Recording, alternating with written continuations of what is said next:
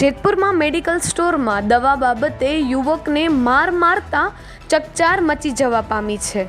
મળતી માહિતી મુજબ જેતપુરમાં આવેલ શિવધારા મેડિકલમાં દારૂ પીધેલી હાલતમાં બે શખ્સોએ આવીને ઊંઘની દવા માંગતા મેડિકલ સ્ટોર પર કામ કરતા યુવકે ઊંઘની દવા આપવાની ના પાડતા આ બે શખ્સોને પીતો ગયો હતો અને યુવકને બે શખ્સ દ્વારા મારવામાં આવ્યો તેમજ મેડિકલ સ્ટોરમાં પણ તોડફોડ કરવામાં આવી હતી।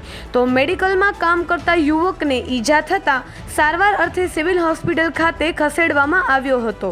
સમગ્ર ઘટનાને લઈને જેતપુર પોલીસે સીસીટીવી ફૂટેજના આધારે વધુ તપાસ હાથ ધરી છે।